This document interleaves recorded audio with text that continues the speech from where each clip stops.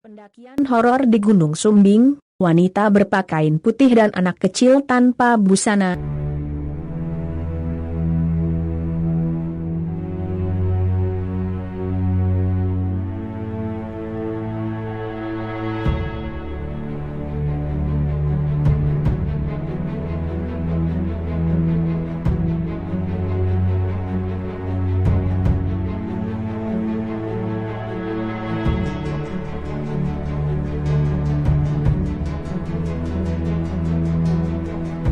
Halo, selamat malam. Perkenalkan, nama saya MS atau sering dipanggil Musafir. Saya hobinya jalan-jalan. Saya merupakan mahasiswa akhir di salah satu kampus swasta. Dan kebetulan saya kuliah di Fakultas Kehutanan dan ikut salah satu UKM kampus, yaitu Mafala.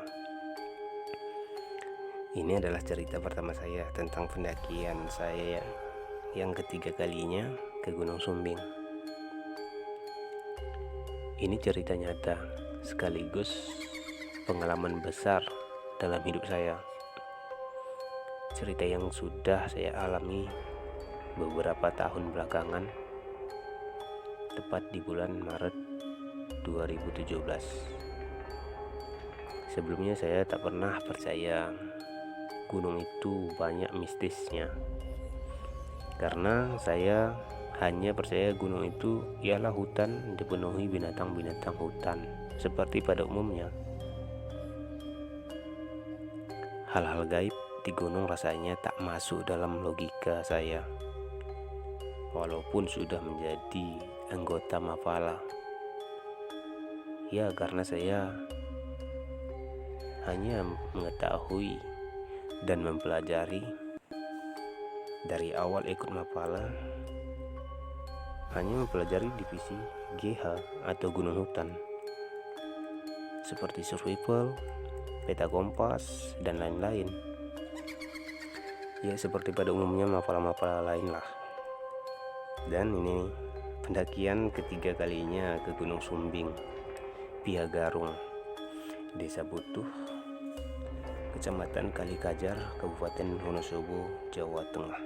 Tepat setelah salat Jumat, saya disuruh merapat ke base camp Mafala untuk mendampingi anggota baru untuk menyelesaikan salah satu syarat untuk pelantikan dari status anggota muda ke anggota utama. Saya sama sekali tidak ada persiapan dan tidak mengetahui bahwasanya saya salah satu diperintahkan untuk sebagai pendamping pendakian anggota baru. Karena sebelumnya di proposal pendakian mereka anggota baru ke dewan pengurus adalah teman saya, satu angkatan saya. Jadi karena beliau berhalangan, maka saya diutus menggantikan. Saya pun packing barang pribadi, ya seadanya, karena kebutuhan kelompok sudah disiapkan oleh anggota muda sesuai prosedur pendakian. Saya dan anggota muda yang berjumlah 8 orang, 3 wanita dan 5 laki-laki termasuk saya, langsung bersiap-siap dan berbaris di depan base camp Mafala karena ada sedikit arahan dari ketua umum Mafala kita. Sore itu pukul 15 waktu Indonesia Barat, kita berangkat dari Jogja menuju base camp Gunung Sumbing. Dan tepat setelah salat maghrib, kita nyampe di base camp Gunung Sumbing Piagarung. Kita siap-siap untuk salat maghrib. Setelah salat saya menyuruh anggota muda untuk bagi-bagi tugas. Ada yang beli nasi ke depan base camp, buatkan kopi, dan saya dengan ketua rombongan mengurus simaksi pendakian ke pihak base camp. Setelah saya mengurus simaksi dan mereka sudah menunggu untuk makan malam, akhirnya kita makan bersama. Setelah makan kita ngopi sebentar sambil diskusi, karena saya ada arahan tentang prosedur pendakian dan etika selama di gunung. Jam sudah menunjukkan pukul 20:10 waktu Indonesia Barat. Saya langsung bergegas memakai sepatu dan mengambil ransel saya. Saya lihat tim saya juga bersiap dan langsung berkumpul di depan saya, membentuk sebuah lingkaran kecil.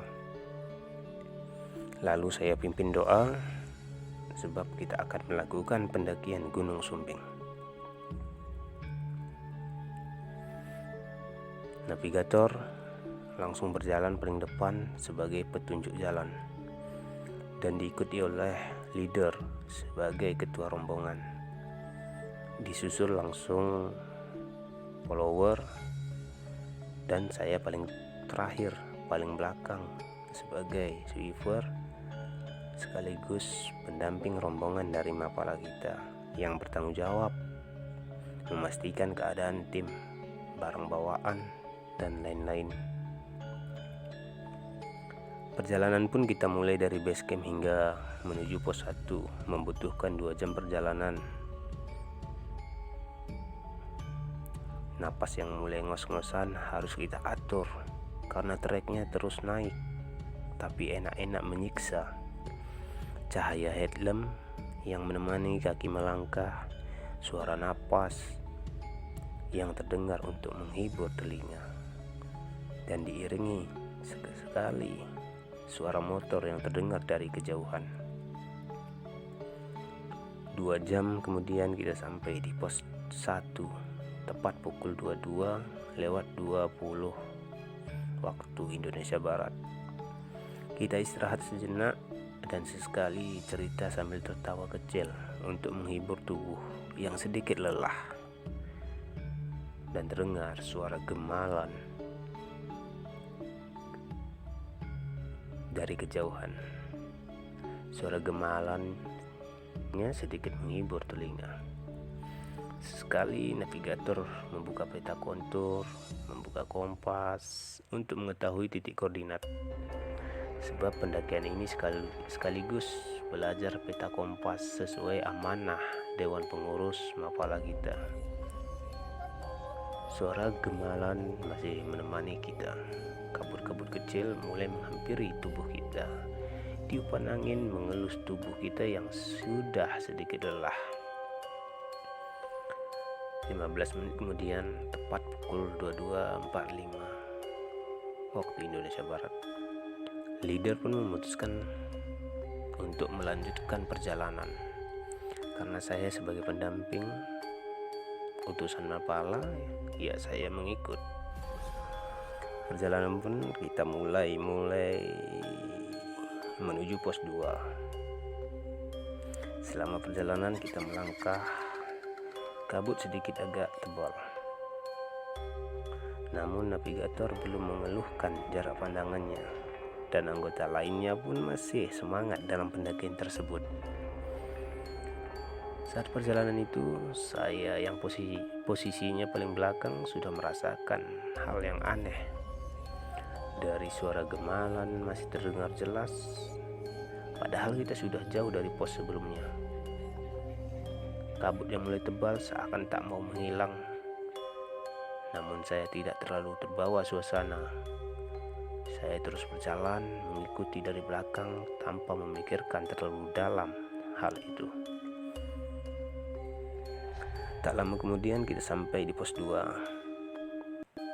Leader memberitahu ini sudah pukul 23:25 waktu Indonesia Barat. Kurang lebih 1 jam perjalanan tanpa berhenti dari pos 1 hingga pos 2. Waktu yang normal dalam pikiranku. Dan leader pun memutuskan kita istirahat 10 menit. Saya lihat beberapa teman yang wajahnya mulai lelah. Saya putarkan sebotol air. Mereka pun meminum. Suara gemalan itu masih terdengar jelas. Lalu saya tanya ke navigator tentang posisi kita saat ini. Dan dia melihatkan peta kontur yang ia pegang. Saya coba lihat, saya coba baca, memastikan posisi kita saat itu. Saya coba membaca peta tersebut menggunakan kompas, dan sesekali saya ambil GPS saya untuk memastikan sekali lagi. Dan hasilnya sama, sesuai dengan peta yang diberikan pihak basecamp. Tapi rasanya aneh. Kita sudah di tengah hutan, jauh dari pemukiman. Kok suara gemalan itu terdengar jelas di telinga saya. Lalu saya tanya dengan mereka, apakah mereka juga mendengarkan suara gemalan itu? Mereka pun menjawab, mendengar suara gemalan itu.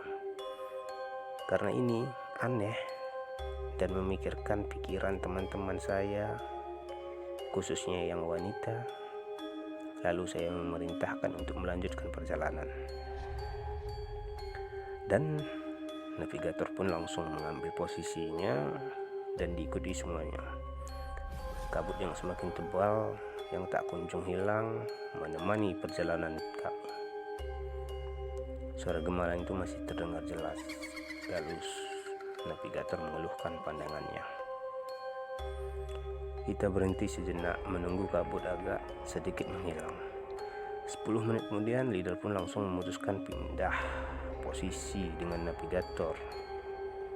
Sekarang leader menjadi navigator. Saya dan semuanya mengikuti keputusan leader dan melanjutkan perjalanan. Tepat kita di tengah antara pos 2 dan pos 3. Saya lihat salah satu teman kita yang cewek meminta istirahat sejenak. Kita memutuskan istirahat sejenak di jalan setapak. Saya mencoba menghangatkan diri dengan sebatang rokok. Saya tawarkan, namun mereka menolak. Lalu saya tawarkan minuman, dan mereka meminum. Lalu saya tanyakan ke navigator, ini sudah jam berapa? Dia pun menjawab sudah pukul 00.20 lewat. Saya katakan ke mereka, kita jangan terlalu lama berhenti. Ini terlalu berisiko. Dari segi oksigen kita tidak bisa menghirup seperti siang hari. Sebab oksigen malam hari sangat sedikit. Otomatis pernapasan kita terganggu dan suhu juga semakin dingin di sini. Tiba-tiba angin pun kencang. Dan saya memutuskan melanjutkan perjalanan setidaknya sampai di pos 3. Navigator langsung melangkahkan kakinya, diikuti oleh kita dari belakang. Selama 10 menit perjalanan, tiba-tiba navigator pun teriak, meloncatkan dirinya ke belakang, memeluk leader sambil teriak, dan diikuti leader yang juga ikutan teriak sambil mengucapkan astagfirullah. Semuanya ikutan teriak, yang cewek ikutan teriak. Karena posisi saya yang paling belakang, mencoba lari ke depan, dan saya sekilas melihat sosok anak kecil tanpa busana lari ke arah pepohonan. Karena saya lihat, ya saya coba senter dengan headlamp saya ke arah pohon tersebut, dan sudah tidak ada. Saya lihat tim saya sudah saling tempel menempel, menandakan mereka ketakutan. Saya mencoba memastikan keadaan wanita, mencoba menenangkan, lalu saya pastikan juga yang laki-laki. Saya lihat mereka ketakutan, saya coba tenangkan. Saya dengar suara gemalan itu semakin keras. Suara salah satu tim saya yang wanita menangis. Saya coba tenangkan. Dan malam itu saya langsung ambil alih tugas sebagai navigator sekaligus leader. Dan saya coba mengatur posisi perjalanan. Saya memutuskan saya paling depan sebagai penunjuk jalan, dan di belakang saya diikuti 3 wanita, lalu paling belakang 4 laki-laki. Saya coba lihat peta, saya sudah tahu posisi kita saat itu. Karena pendakian di gunung ini sebelumnya saya pernah dapat cerita dari senior saya, asli pribumi saat itu. Dia bercerita tentang pos 3 di Gunung Sumbing lama, tepat di mana kami menemukan anak kecil tersebut. Itu adalah pos 3 lama yang sekarang sudah dipindahkan ke atas. Kenapa dipindahkan? Ya karena katanya dulu sering orang diganggu di pos 3. Orang-orang yang mendirikan tenda di pos 3 pasti diganggu, ada yang kesurupan. Karena itulah pos 3 lama dipindah ke atas. Saya pun memutuskan melanjutkan perjalanan, diikuti teman-teman dari belakang. Tepat pukul 00.50 waktu Indonesia Barat. Saat itu kabut yang tebal sedikit mulai menghilang. Suara gemalan yang saat itu terdengar juga ikutan sedikit menghilang di telinga kita. Selama 20 menit perjalanan kita sampai di pos 3, dan saya memutuskan untuk mendirikan tenda di pos 3, lalu membagi tugas untuk menyuruh yang cowok mendirikan tenda dan mengajak wanita untuk duduk bersama saya, sekalian membuat air hangat, sekaligus menenangkan mereka, karena saya tahu mereka saat itu masih ketakutan. Tenda selesai, air selesai, semua barang-barang saya suruh masukkan ke tenda. Saat itu hanya kita di pos 3. Kita menikmati teh hangat dan secangkir kopi. Setelah semua badan sedikit hangat, saya memutuskan untuk summit pukul 5 pagi. Setelah semua selesai, saya menyuruh mereka istirahat lalu tidur. Kita menunggu subuh untuk melanjutkan perjalanan.